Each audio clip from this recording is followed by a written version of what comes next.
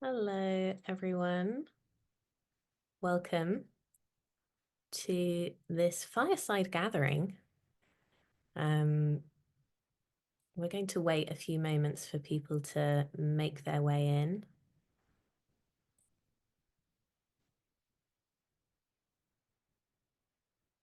If you want to grab a hot drink, I've got a nice cup of tea to keep me going.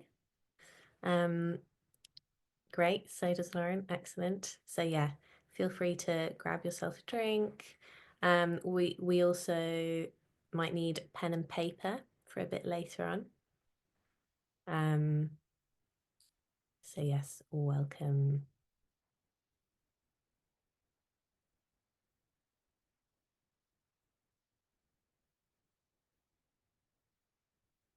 And if you'd like to introduce yourself in the chat, who you are, where you're calling in from, that would be really nice. You can share, because this is a gathering where we're going to discuss the temporal imagination and different temporal models. You can share with us what time it is where you are, and you might want to share the clock time, you might want to share the weather, the feeling or the mood that's sort of in the location where you are right now. If you can share that with us in the chat, that would be lovely. Give us a sense of where you're all calling in from. Hi, Monica.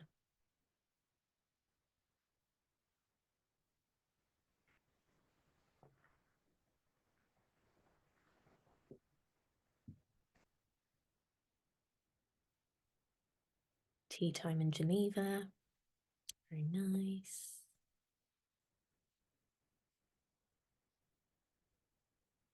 And during this call, you're welcome to have your videos on or off. Yeah, those of us with backgrounds are the ones who will be speaking. Yeah, we've got Helsinki.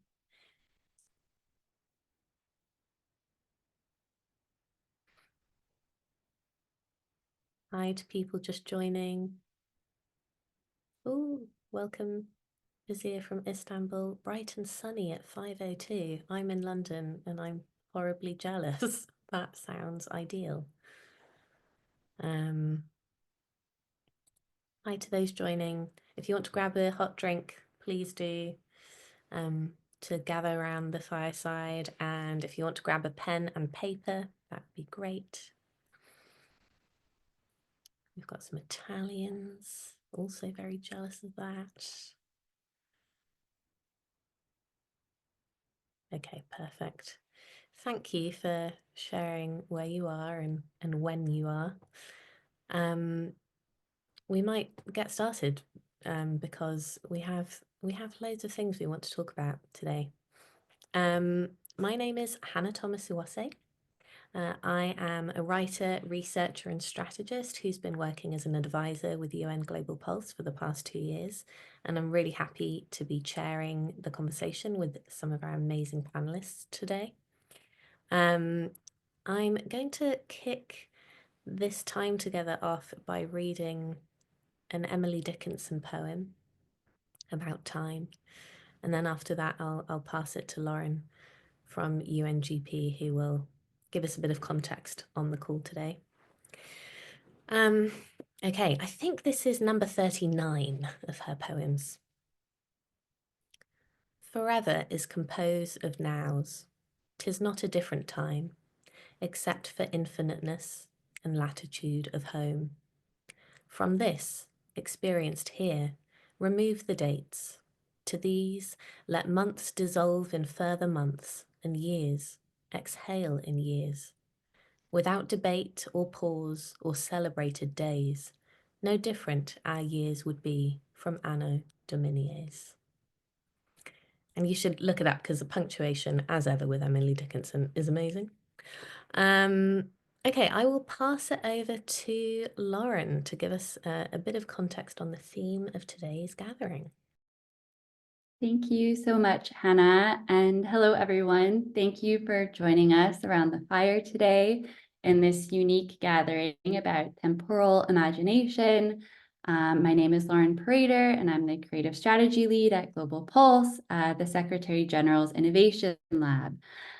This session and the Department of the Possible is a collaboration between Global Pulse, the UN Innovation Network, and the Beyond Lab, and was designed to bring insights from our research paper, The Most Creative Look to the Future, into our work to help us understand new ways of doing things within our organizations, but also practice them into being.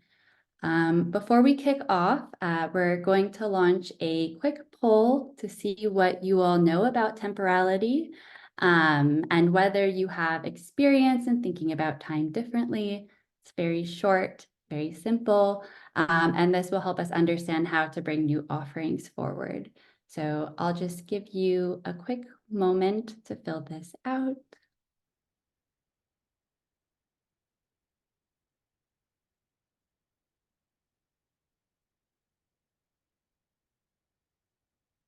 All right, and while you finalize your answers, I'm going to continue. So it may seem counterintuitive to hold space for this conversation on time, relationality, and imagination when so many people are facing the urgent deadlines at the end of the year and these pressurized environments focused on endless growth and old ideas of progress. It may even feel like a sacrifice to be here for many of you who showed up. But it has never been more relevant or needed to ask ourselves and our cultures to slow down and challenge what is in front of us, our myths, our assumptions, and narratives about the world. And we know that it is crucial for humanitarian institutions like those found within the UN system to react and respond in timely ways to crises or conflicts. However, outside of humanitarian contexts, this reactive culture is still pervasive and can block reflection and different sense-making, visionary work, strategic action that is actually required of us. So can we actually conjure a sense of spaciousness and possibility in our lives and the organizations that we are within that allows us to open to sort of different notions of time and care? So we might think beyond ourselves. Well, today we've gathered you to bring nuance to this conversation, to acknowledge the past, present, and futures among us today, with a wonderful group of time rebels that I will now introduce. So who do we have here today?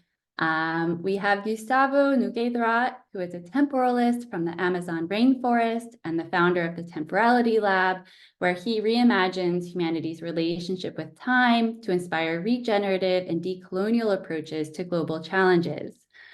Based in Amsterdam, Gustavo brings ancestral wisdom with contemporary innovation, collaborating with institutions, communities, and organizations to reshape how we think about social progress and sustainability. We also have Özge Aydoğan, who is the director and curator-in-chief at the Beyond Lab. It's like the coolest title, curator-in-chief, which is the UN Geneva's collaborative design space leading on social innovation for long-term sustainability. Driven by her commitment for positive social change, Özge makes sure that the lab continues designing and contributing to creative systemic solutions for the shift we need towards finding a balance between current and future generations, as well as the human and the natural world. Then we have Vinny Feitoja, who has over 10 years of experience in data and research, primarily with the UN Refugee Agency, where he currently works as a regional information management officer. His work focuses on people-centered research that combines big data with qualitative insights. And beyond his professional role, Vinny uses writing and drawing as tools to process experiences, understand diverse perspectives, and explore creative dimensions of his work. And finally, we have Delphine Dalagata, who currently serves as an associate program officer at the International Training Center of the ILO. Her work over the past 5 years has focused on the design and facilitation of online and in-person innovative learning initiatives.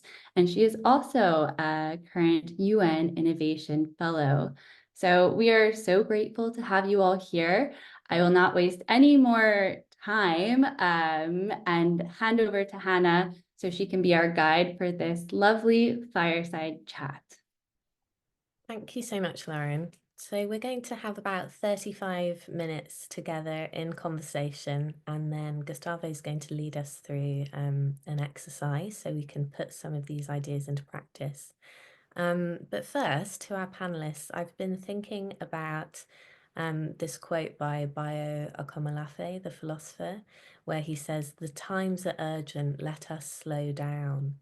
And I wondered what that brought up for each of you and how you're thinking about time and the temporal imagination at the moment. Who would like to kick us off?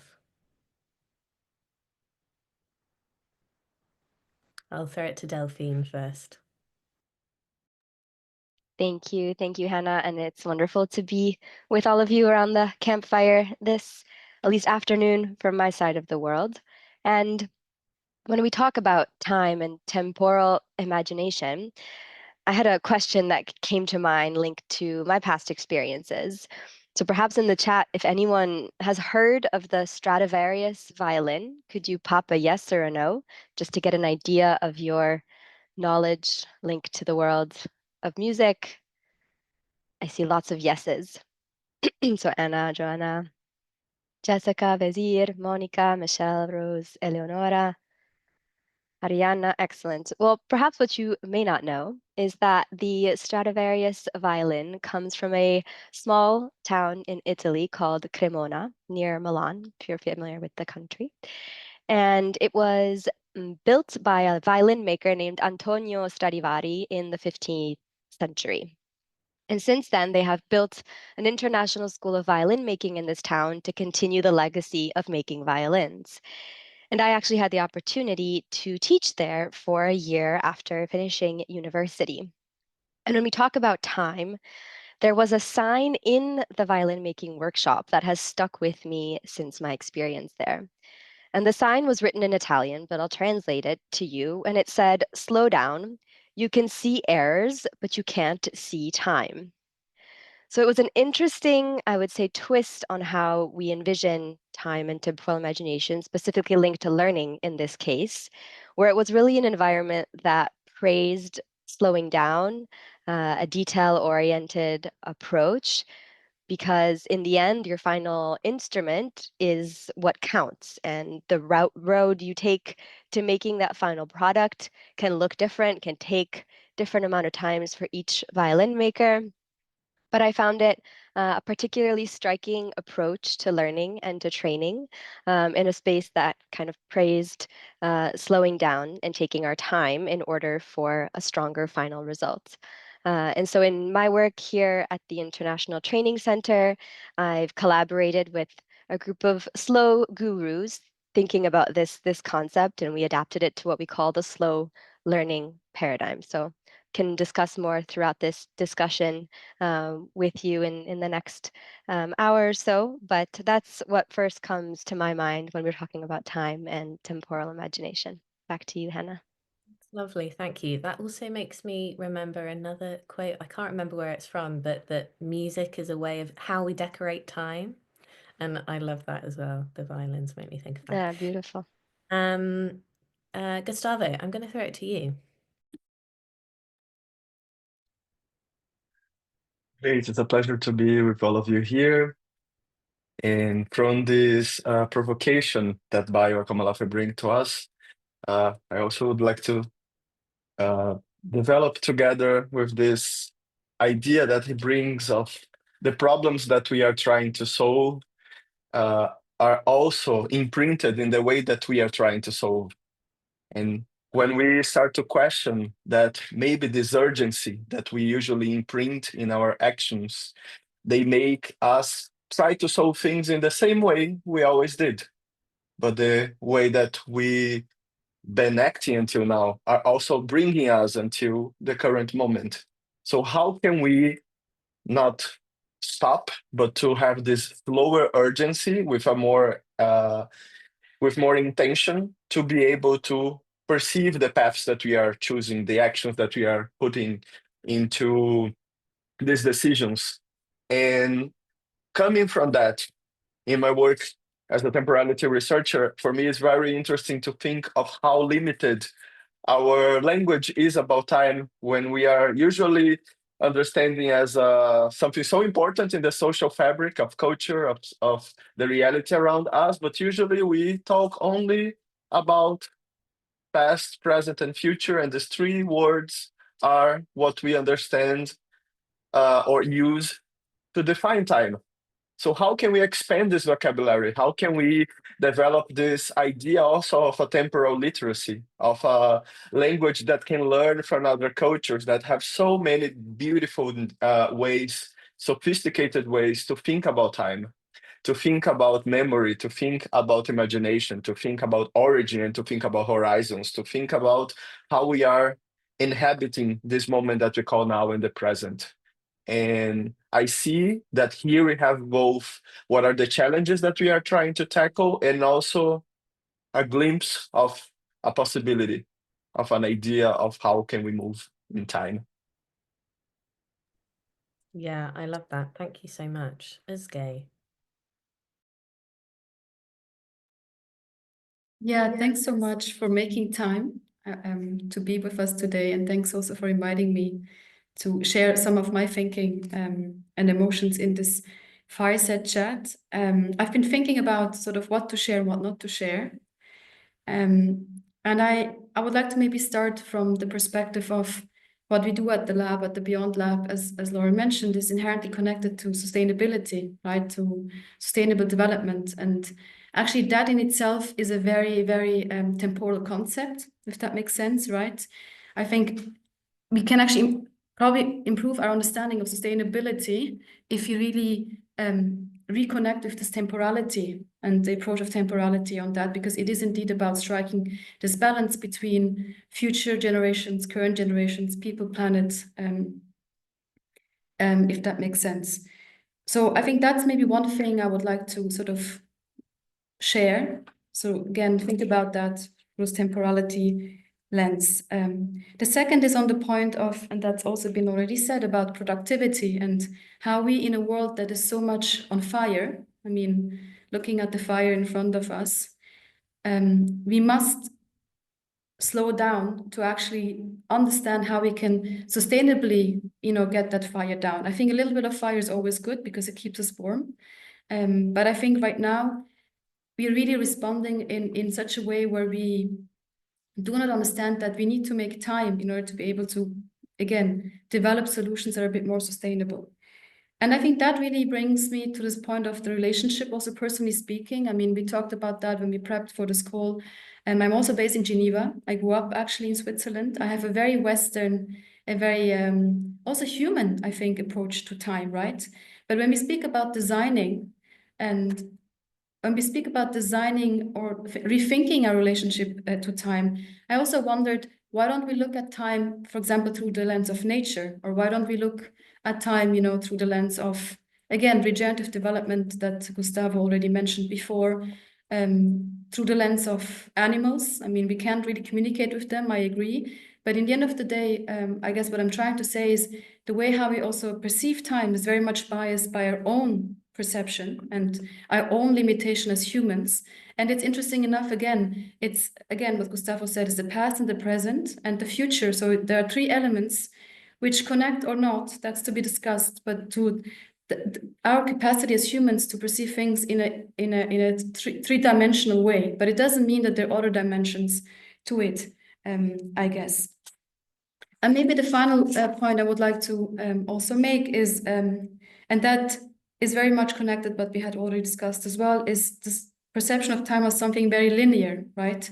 In fact, there's more and more research that shows, particularly again in the spectrum of sustainable development, it's all about circularity, right? We want to, for instance, move into circular economy, but it's not just about that. It's also about finding a way to actually be inspired by the circle mindset. And that brings me to this aspect of what inspires in my work And again, full circle back is, in order to maybe move on into the future, we need to also reconnect to our past. And I think here indigenous knowledge is extremely important.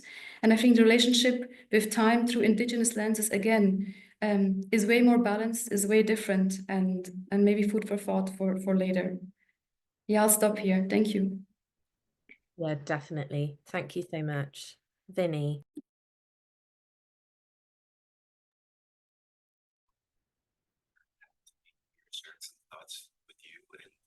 Oh, sorry, Vinny, you're very quiet. Oh, hi. Do you hear me? Oh, yeah, that's better. Let me change my, oh yeah.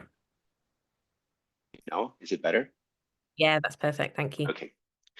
I was just saying that I'm very happy to be here, sharing some thoughts with you and also learning from a lot of you. I think that when I look at my own experiences with data and research, I have worked with longitudinal research for a while now, and it's an interesting specific research that we look at things in a continuum, as we were discussing. So we compare and contrast indicators across time. And I feel like I'm a curious person and I am always challenging. And I feel like I have been working with UNHCR for 10 years now. So I have been lucky to have participated in some big data projects that were doing 50,000 interviews, sometimes 60,000 interviews across the years, across time. And I think that one of the feelings that I have whenever I work with these projects is that time is very personal. I think that we experience time based on our own perceptions, and it's a very personal. Time will look different for a lot of people, and I think that in a lot of the work that I have tried to do, it's more connecting the dots and how we can, in the projects that we work with and with the people that we work with, try to connect the dots to make sense of all of these different stars that we're seeing in the background of the fire. How can we see the stars better, more clearly? So I'm speaking in a metaphorical way, but just to start with some of the perceptions that I have had across about temporal imagination and some of the projects that I've been working with, but we can develop it further along the chat. Yeah, please. I'd love to stick with you, Vinny, and ask you, how do those different personal perceptions and personal experiences of time affect, our work? So I imagine a lot of the people in this call work, in the realm of innovation, possibly work for one of the UN departments or one of the UN's partners. How do we, you don't have to have a cut and dry answer, but how do we manage our different relationships to time and speed, and as Gay sort of brought up ancestors and sort of relationship to the past, but also our relationship to the future. So much of the focus of the UN is on the future, responsibility to future generations. So anyway, there's a lot in there, but yeah, how do you see that manifest in the work? I think that it's a very difficult question, especially when we think about all of these short-term priorities and short-term outputs that we need to deliver, while also maintaining a long-term goal or trying to look at things with a long-term strategy when we talk about organizations. So I think that from my perspective and working with data and research, one of the things that we always have to do in the beginning of any project is secondary data research. So start with what happened before us, before this request that came from my manager. In the end of the year, we have little time. So one of the questions that we usually ask in information management is, what has already been done? What were the lessons learned? What kind of messages were made public about these questions that we're trying to address.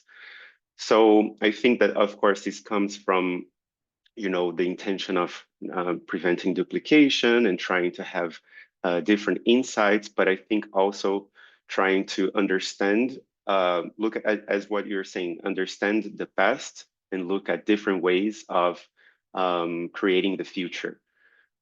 So I think that having this balance between long-term and short-term is really, really hard, but it's almost like it needs to be institutionalized as a part of the culture, the place that we work. And I think we are agents of change just by being here and listening, taking part in a call like this today. Delphine, I saw you nodding when Vinny was talking about sort of short-term crises and things like that. I was wondering if you wanted to add anything here. Thank you, Hannah. I think coming from kind of a learning and development perspective, where so much of the activities that we lead are measured by the number of learning hours or the results of a pre and post assessment, really creates a kind of restriction in kind of forcing us to think only at the short-term level. And something that came up from our work with slow learning was this quote on kind of focusing on direction and not destination, as destination can sometimes block us in either time or in results. Rather, if we think kind of progressively, phase by phase, step by step on direction, it can create, I think, more space for opportunity, serendipity, spontaneity in the longer term. And one concept that also came up from our discussions, our reflections around this space was a Japanese concept called ma. I don't know if we have any native Japanese speakers in the virtual room here, but it's basically a concept of negative space. So kind of the breath between birth and death, between land and sky. And it's this kind of emptiness where life happens, if you will.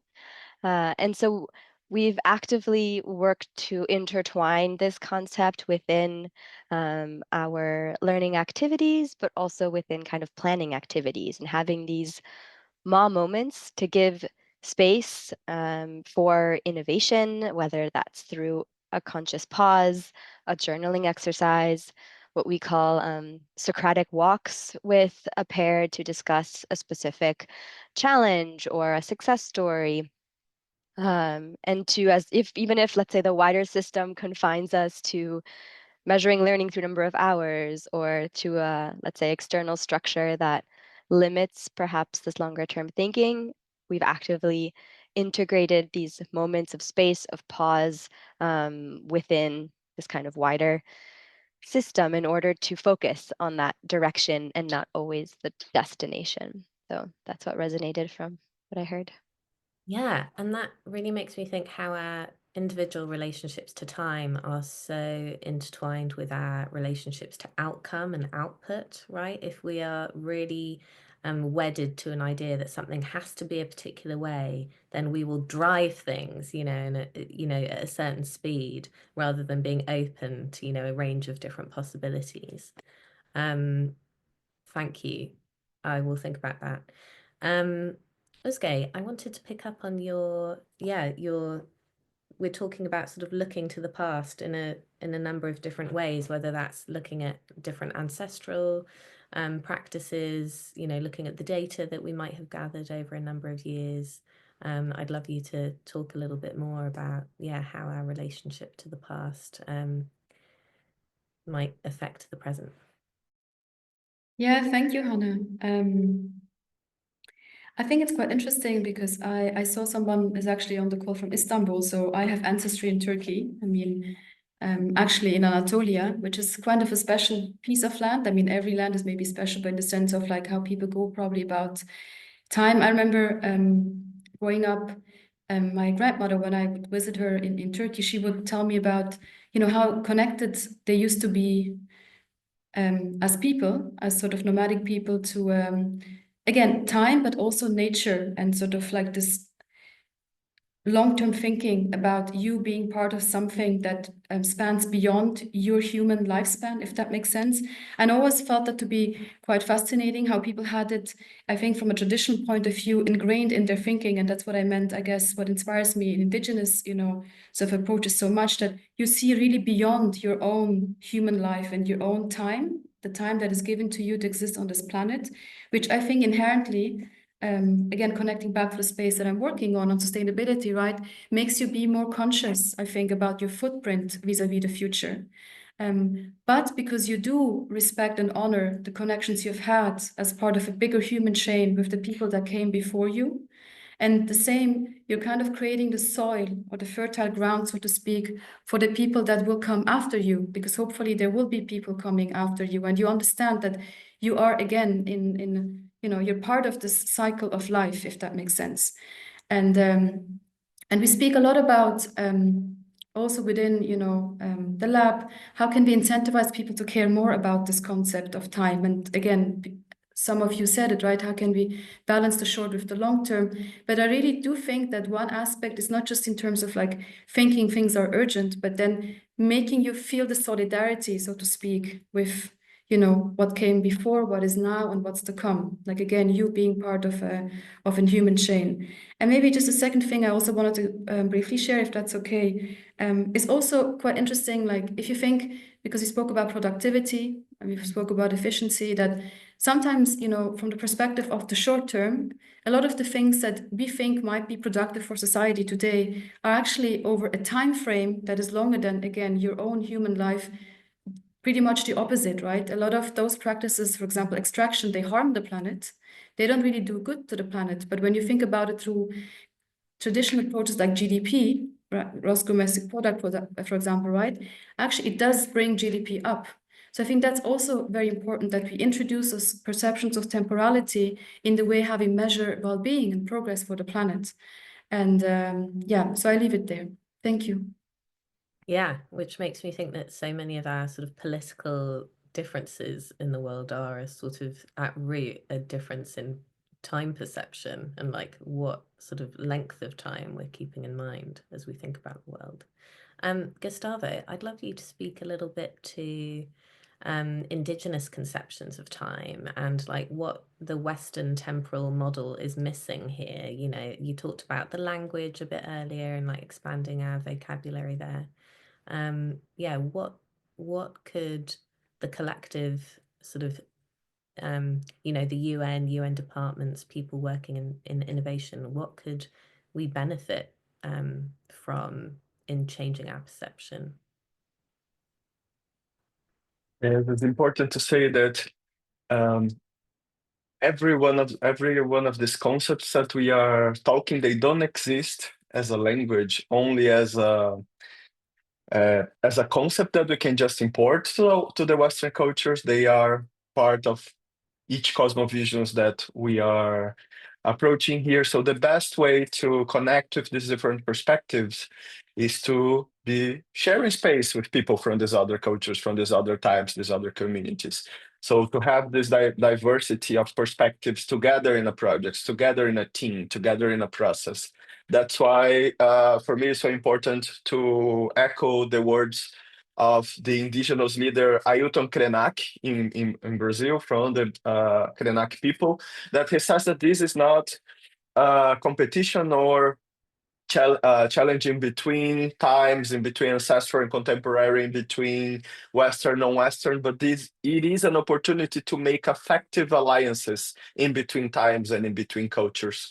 How can we learn to use the linear perspective of this small scale of time when it's necessary, but also understand that times can go and move beyond this linearity? How can we think the importance of this cycle? So in the forest, I come from the Amazon rainforest, where the indigenous children learn all the language and questions that we are used to learn in school during the morning, but during the afternoon they are gonna be connecting with elements of nature and the animals and the stars and the stories about the ancestors. So all of these perspectives, they make us be able to switch in between these Western and non-Western lenses, but not as a something binary, but as something that we can, in the crossroads, find like third paths, find other ways to relate to time. And for me, it's a beautiful question that we have here today when we are saying how does our relationship with time is shaping these ways that we relate or to organize, for example, our cultures. It is important to think that this idea of a relation, it is already subjective. It is already the way that I relate to time individually or collectively as part of a culture is going to be different than someone else that grew up in a different culture, or it is inside of a different organization with a different collective. So we think about time as one element, but this relationship that we have with time, it is communal, it is subjective, it is something that we are building, and can be our human relationship with time, can be how can we perceive time as this element with the more than human connection as well. When we think about, for example, I grew up in a region that we think of the time we schedule things, for example, before the rain and after the rain. The name of the forest is a rainforest for a reason. So we usually schedule things thinking of, okay, we know that it's gonna rain around the same time every day, so maybe let's do this earlier after before the rain. No, let's wait, but then we don't know exactly when the rain will stop. So we are doing other things while that. We are sharing stories, we are doing the tasks that we can do like on our own at home, but then we know that we're gonna have this moment after the rain as well. And when I think about this contrast with organization cultures, I also perceive how from these very natural cycles that we are connected with the rain, with the seasons, in nature, how indigenous cultures usually relate to see these cycles as a spiral.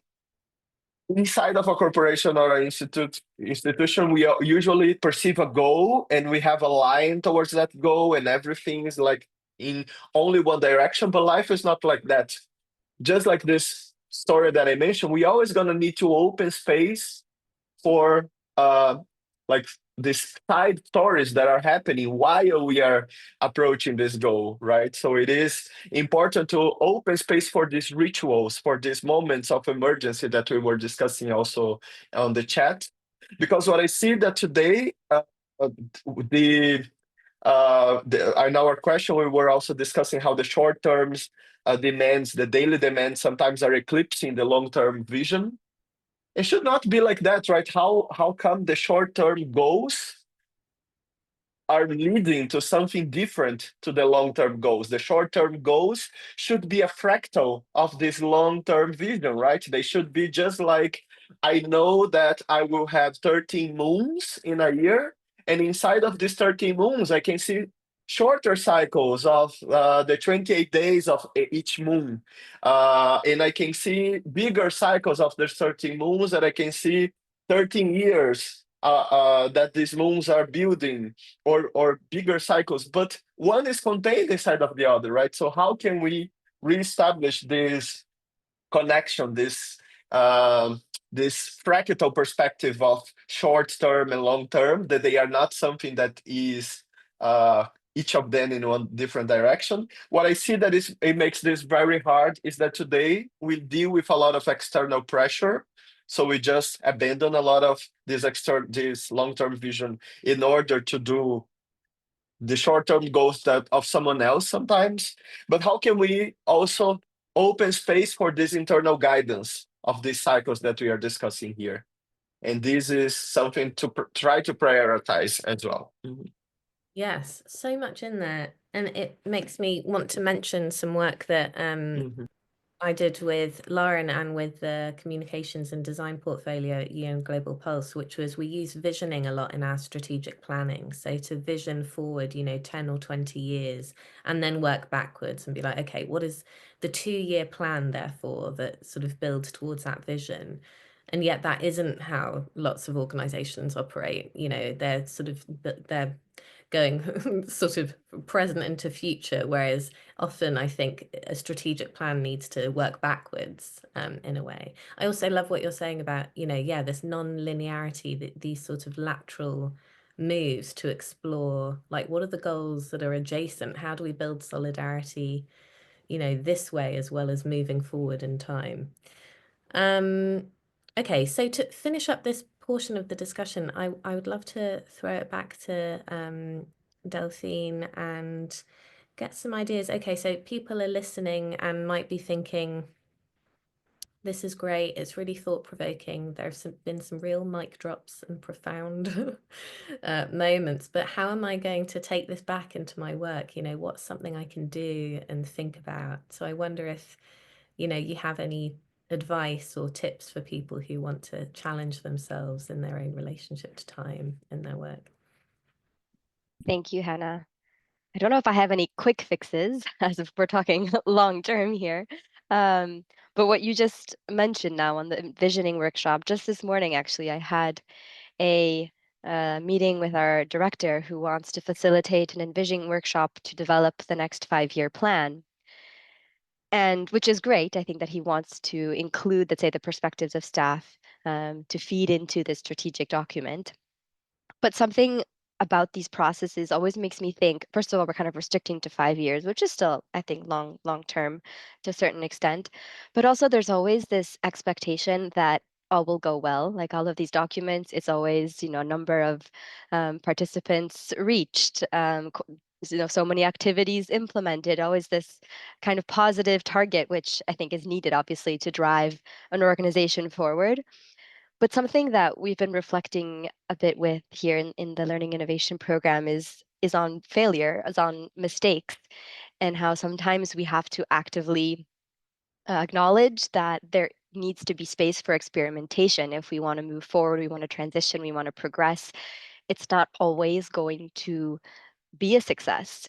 And we've kind of coined that FAIL, the acronym, we've called this a first attempt in learning. So something that we tried in the past to implement is what we called a fail fair, where we had invited colleagues to showcase things that went wrong and what they learned from that experience. Now, I'm not saying go and host a fail fair in your organizations, but I think it was an interesting way to create a discussion around how we plan, especially in the UN system, how we measure success, if you will, and how we kind of, I think, always assume, all will go well. This target will be reached. And it's good to be ambitious, but I think it's also good to be realistic and acknowledge that there needs space for safe experimentation, for failure sometimes, and how that will then kind of feed into the future success story. And ironically, the fail fair failed in the sense that colleagues weren't comfortable coming forward with something that didn't go right. Of course, you have to always maintain, let's say, a positive reputation, and you want to showcase your strengths and not always your weaknesses. So I think that's something perhaps that can be useful in organizational processes to take into consideration if you're leading a team or a group of people, giving them space to fail and allowing them to openly share and express themselves, I think is healthy and can help an organization grow. And of course, linked to all of the slow learning world, these takeaways are also shared in the publication, I think, that Hannah will distribute after the webinar. So there are also additional tools you can integrate, hopefully, into your meetings and learning experiences. So thank you, Hannah, again, for creating this space. Thanks, Delphine. Özge. Yeah, thanks, Anna. I won't take much time, but I just saw actually someone wrote about the value-aligned goals, which I love because that's what I wanted to briefly mention. I think one concept that I think can be really of help when rethinking your relationship with time is indeed to go about it in a values-based approach. For example, we are talking about values-based financing. That means, you're bringing the relationship, this balance back between people and planet, values-based rethinking of economic systems, that you shift, the focus from sort of what profit is at this point in time into bringing it back, that you really create value for people and planet. So I think that's a key concept that I would definitely recommend to explore further. And the second one I wanted to also mention that I briefly mentioned in the chat is regenerative design. Because I think in this whole space of evolving sustainability, a lot of the ideas that we have now been talking about, they are incorporated in regenerative design. The circularity aspect, looking at it, for example, through the lens of second generations, indigenous and so on. So that's also, I think, a framework that can prove to be very helpful when, applying that to your thinking and to your approach. Voila. Thank you. Thank you. Two brilliant, actionable things for people to go away and read about and think about. Vinny, would you like to wrap us up with any final thoughts? Yeah, I've been thinking, and I think someone mentioned here in the chat in terms of short-term goals. I think that sometimes it's also reflected in our contracts and assignments, sometimes within humanitarian organizations, human rights. Of course, because they are tied with short-term, I mean, at the personal level, I had 6 different contracts, different types of contract. And how can we think of long-term when sometimes not even our human resources are conceived in that way? So, I mean, I think that at the personal level, one thing that I recommend, sometimes these programs exist, sometimes we have to fight for them, but mentorship is something that has always helped me, reaching out to people. If the dots are not there at the institutional level, we can always, hi, I would like to learn more from you, goes a long way. So I think that, us trying to build those bridges is very important and creates a very important movement sometimes within the organization, the place we work for. I also think that funding is an issue. Sometimes we can envision long-term goals that are aligned with the 3D continuum, but they have very short-term funding. And I think this limits our ability sometimes to think of sustainability and long-term impact, of course. And collaboration for me is essential. I think that we need each other. Of course, at the big picture scheme, we have more and more interagency projects, more and more push for interagency collaboration. And I don't think this comes in a vacuum. I think that it is very important for us as a society to be thinking, okay, how can we chip in? What are our strengths? How can we learn from each other? So I think that the more collaborative a project is, the more we can learn from each other, learn from each other's diversity, and we all have something to bring to the table. And one of the things that I was thinking here while also reading the chat is that, sometimes, especially with data and like this big tech AI in the picture, I think that looking at what can we bring to the table, sometimes no outcome can be a good outcome. Sometimes doing nothing can be actually good. We don't have to do if our secondary data research, or if we see that there will actually not be like a tangible impact in that project. I think that communicating why to our supervisors or to the big picture of the organic grant that we work with can also be an added value as to how we think of time not in a 2D linear way, but as a cyclical and more three-dimensional in a cyclical and three-dimensional perspective. Thank you so much. You all said things that I've written down and I'm going to go away and meditate on. So thank you very much. I'm going to pass to Gustavo now to lead us through an activity.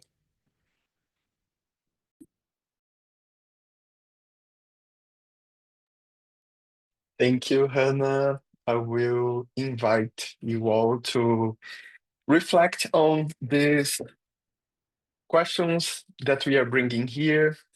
We have many ways to do that, but I know that in this context, it is important for us if we want to move beyond the way that we've been trying to solve the problem. We need to find other questions as well, not only new answers. So for that, we will also have a visual cue to support us to think of that. Let me share here with you.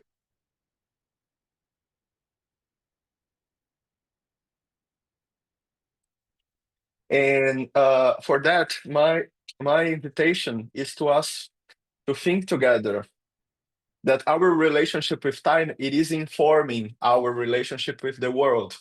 Just like I mentioned, we have these different orientations, perceptions that are guided and built from the way that we perceive time.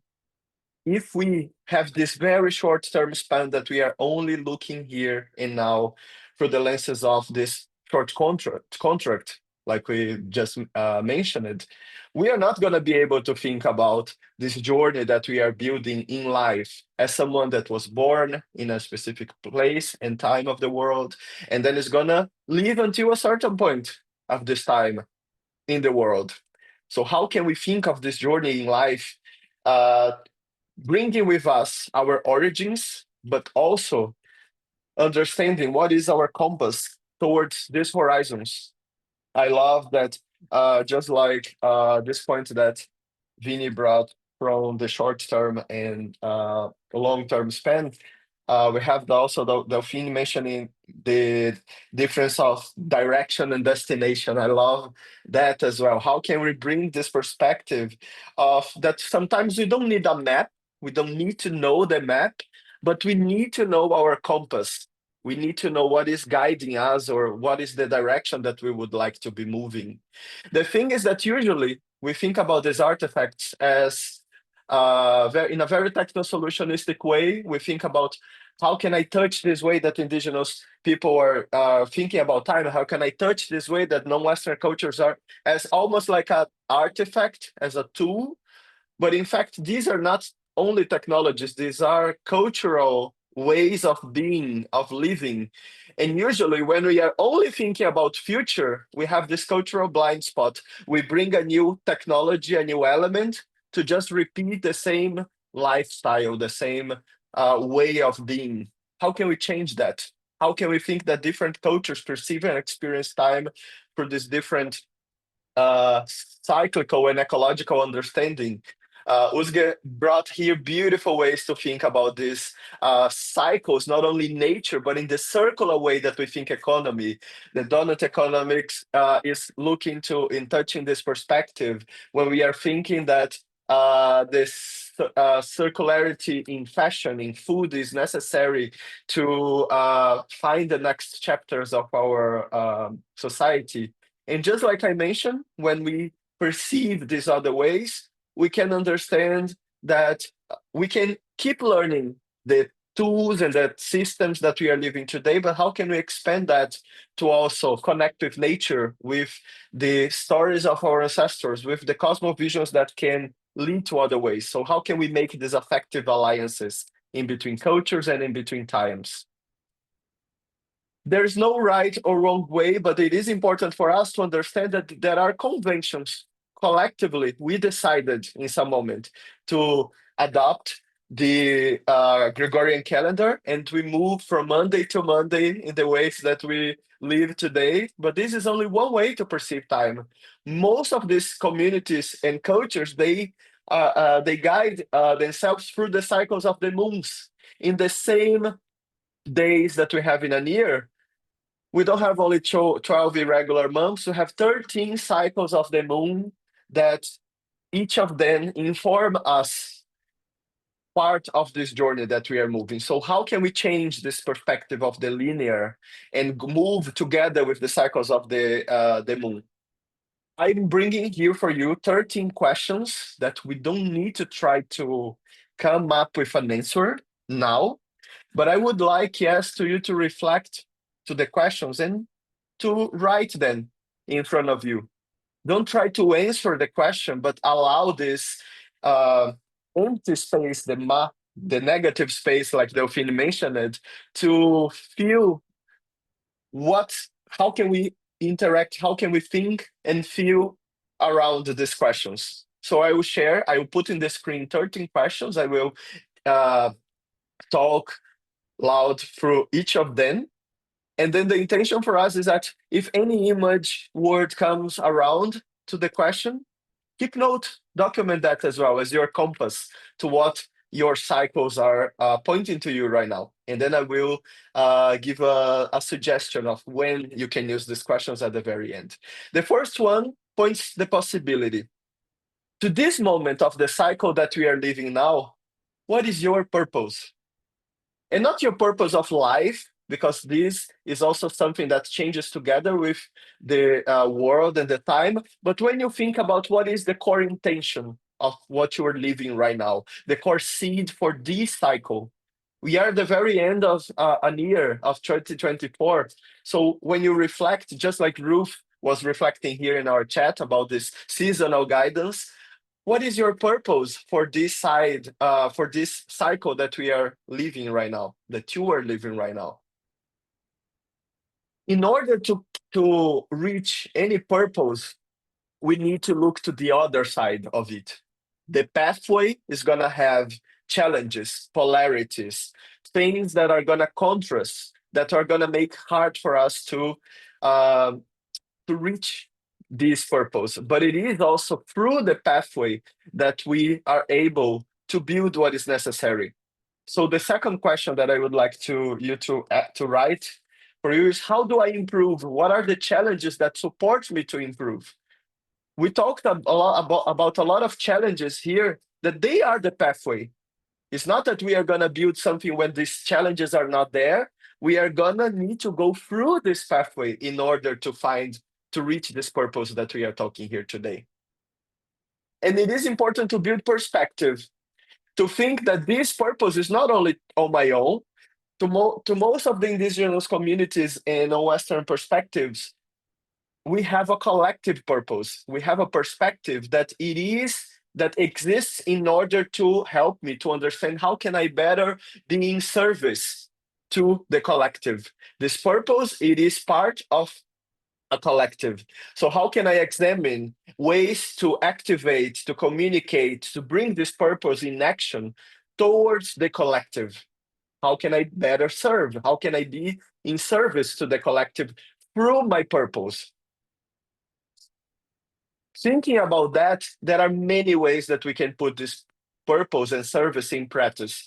So my suggestion is to think as a prototype. There are many forms. What is my form to be in service? I can think of ways to define, to measure, to structure, how to bring more precise definition to this intention. I can say to you that the ways that I studied, researched, and put in practice projects around time along the last 10 years were in many forms. Artistic forms, academic forms, projects that were looking through this intersection in between culture, technology, science, art, spirituality. What is your form for this moment? Your form can also change. So what is the form that is going to support you to put this in practice? I can say that these four first questions, they can bring us some sort of plan, some sort of idea, but we need to put in practice. We cannot only have the questions for that. So we need to empower ourselves, almost like the project manager of this plan, to understand how to go through the whole cycle. So my next question for you, and I would like to write down, is how do I radiate? How can I do a complete cycle, complete circle inside of it and find this energy, this place of command of my cycle? Because it is beautiful to think that a revolution, the concept of a revolution, it is this mathematical cycle that is when we go through the whole 360 degrees of a circle. It is one revolution. So how can I also live this revolution? Not only thinking about a cycle, but living the whole cycle, radiating around the whole cycle. When we are moving inside of the cycle, we start to notice patterns. We start to find some moments that we're gonna move faster, moments that we are gonna move slower. So how can I explore this balance in between the pace of my step? How can I organize the pace of the rhythm of this energy in motion? So how do I organize to understand that some moments are going to be faster, others are slower, but all of them are part of the same cycle? And along the way, we are going to find a portal. Along the way, we are going to find others. This is not a solo pathway. We are going to seek inspiration. We are going to broad connections. We are going to find attunement and deeper guidance through the resonance with others. So how can I be a channel to what can support the process of others? And how can I also seek inspiration, seeing all of the others that I am meeting along the way, also as channels through what I need to learn in the process. Each of us here are being the channel to what the others need to hear as well in this moment. With that, we can find a panorama. We are going to have this perspective, this vision that will support us to the next question, that is, how can I integrate different perspectives? I'm going to listen, learn so many different ways, but then I need to understand that some of them will not resonate with what I need to put my purpose in practice right now. How can I understand and bridge these different perspectives to live this in an integral way, in a wholesome way? From that, we have enough to be able to go to the point that is, when can I realize? When do I realize, in the sense of finding these ways of putting our intention in the direction that we need to put practice in order to find completion, to find this idea of what I want to manifest. Sometimes we have all the resources, but it is important to find the intention and align this intention to understand when is the best moment to realize that. When we live this cycle, this is not a cycle that we live only once. All of us already spin around this cycle of this revolution many times, but this is a process. It is a process that every time we do a new cycle, we also find new ways to perfect the cycle. Moments that we can find ways to explore this again in a new way, to commit with the larger whole, to find ways that we are gonna do better in one aspect in the next time. I don't need to make perfect in the first time, because we're never gonna do something only in one cycle. We are gonna live the cycles many times so we can learn through them. Something really important when we are thinking about cycles and the spiral of time is this concept of the purge. We also need to learn to let go. We also need to have the question of how can I find ways to release, to let go, to liberate, to dissolve what no longer serves the purpose. If we are just like adding things in this path, we start to also hold something that start to be a structure that sometimes start to not allow us to move. We also need to learn to let go in order to open space for what else want to emerge. And from that, we can find this principle that the next question invites us. That is, the purpose, it was only our guidance to find ways to keep dedicating ourselves to this broader sense, to this higher purpose. How can I examine other communities, other spaces that I can cooperate and surrender? That my journey was one step of this universal learning that is happening through many different perspectives. And my dedication of what I learned can also be useful for other people. It's amazing when here we talk about different perspectives from different places of the world. Uzga was mentioning the stories of Anatolia. I was mentioning stories of the Amazon rainforest, and we are bridging these perspectives together and understanding, maybe there are something that I can use to dedicate and collaborate to these other perspectives as well.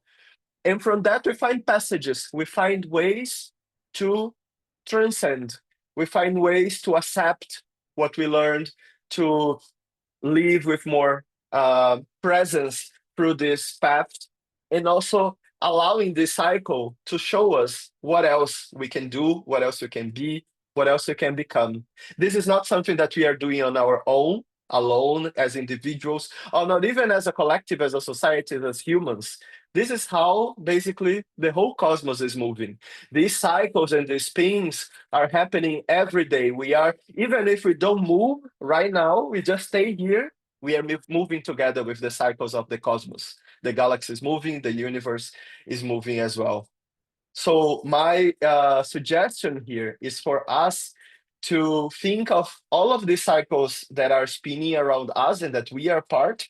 Actually, these 13 questions can be a way to think about the next 13 moons that we are going to live in the next year, for example. So my suggestion for you is to join this community of people that all around the world take the days in between the Christmas, the 25th of December, until January 6th. They count 13 days to try to solve this, to answer these questions. So along these 13 days, I suggest to you as well to maybe try to reflect in these 13 days as a fractal of your next 13 months, how you would like to move in time for this next 13 moons that are coming as the cycles that we all are going to live. And I would love to hear your answers, your reflections, if you want to bring these perspectives and share with me. Here are my contacts on social media and my email as well, that I am going to be present and attentive to share with you and to talk with you about other perspectives that these 13 questions can guide us through different relationships with time. And I will pass back to you, Hannah. Thank you so much, Gustavo. Yes, I'm hoping that those 13 questions will be sent out in an email and together with the recording, so that we have those on a record. I'm seeing a nod. Yes, great. So that we can take that provocation and work with that over that time period. I would love to do that. Okay, well, we're coming up to time, but I just wanted to kind of recap some of the main things that came up in the discussion, or that I heard. I definitely heard a change in our goals. So shifting from long-term goals towards more value-based goals, shifting towards goals that are short-term goals that are more of a fractal of our long-term goals. Maybe doing away with goals altogether, letting them be emergent, our work being emergent, finding out what wants to happen. I also loved some of the comments that were coming up. Thank you so much to people who were sort of interacting with us along that discussion, talking about having seasonal guidance instead of quarterly plans. Thinking about that space, making time for reflection, for rest, for things to arise. Some very practical and important suggestions around, not to have an extractive relationship with indigenous or ancestral practices of time, but to really be in solidarity and build alliances and share the same space with people from different cultures and who are coming to the work with a different perspective. And also to really think practically, how are funders working with us? How are we working with funders? How are we contracting people? What is the reality of people's day-to-day lives as we try and do this? So that's so rich. So much came out there. Thank you so much to our panelists. And I'm going to pass it back to Lauren just to do some of the closing. And yeah, thank you again. Super. Thank you, Hannah, for being our guide for this session. And to our time rebels, Vinny, Goose, Delphine, and Uzge, the many people who joined us today. And also to Goose for the gift of your questions for us to sit with and hold. We will share the recording as well as materials, links to the work of the team that was mentioned here. So please stay tuned for that. I also want to thank my team, Olivia, Shanice, and Ariana, for dreaming up and supporting this work. I'm also so grateful for your contributions in this moment. Now, a last task for our audience. If everyone could take another few seconds to respond to this final poll to just help us learn. Did you all gain anything today? Did you learn something? Can you reflect with us to kind of think about this one last time? And we'll keep this up for just about 60 seconds. So please, please do engage so that we can think about what the next evolution of the Department of the Possible will look like as we move into the new year. So I'll just give you a second.